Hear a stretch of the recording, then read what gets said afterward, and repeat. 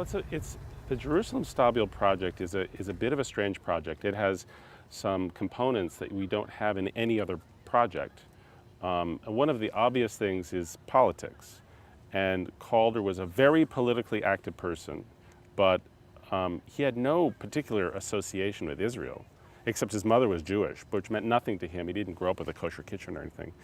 But the proposal was for a big sculpture. It wasn't something about being in the Middle East or being in Jerusalem or being anything. To him, it was just making a big sculpture, a commission somewhere in the world.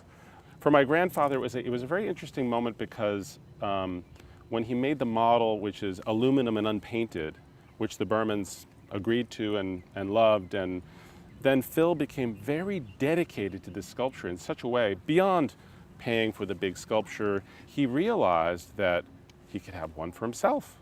And this sculpture behind us was actually made for Phil for his garden, and Muriel, of course, for their garden in Pennsylvania that was in Allentown, because he wanted to have it near and close and really to be a visceral part of his daily life, not just off there in Israel.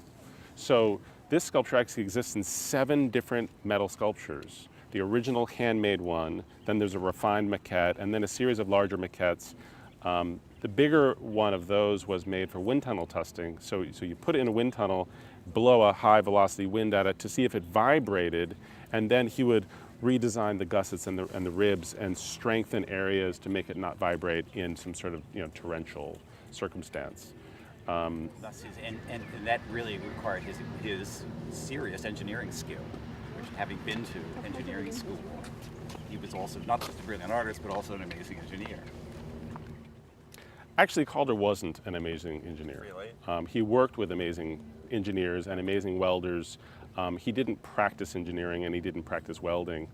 None of the sculptures he made in his own studio with his own hands, the 6,000 sculptures he made with his own hands without a single studio assistant, are made with welding. They're all made with mechanical fastening and so forth.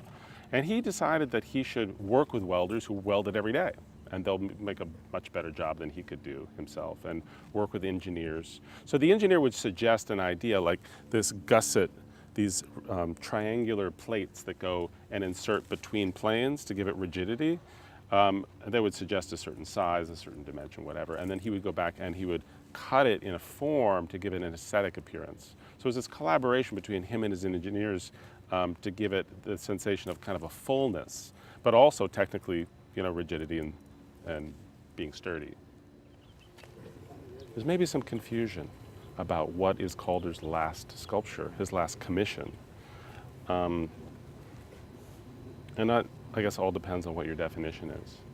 So the Mobile, the National Gallery, in that wonderful Pei space, was in fabrication when my grandfather died. He never saw it finished.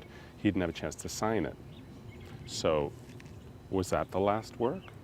Or was the piece he made for Jerusalem, which he saw finished in France and signed it, and then it got, boxed up and put on a boat and went off to Israel, and then he died. He never saw it installed there and perfectly sited. It's pretty much the way he wanted it to be. It's a little bit different, but is that the last sculpture? So in this sculpture, we know the form is correct. But for instance, if you look at the bolt pattern, it's not the bolt pattern. I mean, these are technicalities, okay? So the big sculpture, the intermediate model towards making the biggest one, towards making that final sculpture, has every plate is represented and every nut and bolt is represented in that model, so that they could figure out how to take it all apart, pack it, ship it, reassemble it, and all those questions could be answered. And they found mistakes in their planning and then could correct them along the way. And so there's really a process model. This is not a process model. This is after that was all figured out, while the giant sculpture was being made, this was an add-on. This was a sculpture that Phil said, hey, I want one for my garden, and Calder said, okay, and then this was created out of that. So that's why you don't see it as really a model. It's some sort of otherworldly creation. And that's fascinating to us, that it has these different aspects that you don't have in any other project. So would you say technically it's not a maquette, it's a kind of hybrid? It's definitely not a model. It's not a maquette. No. So in a way, it's a unique sculpture.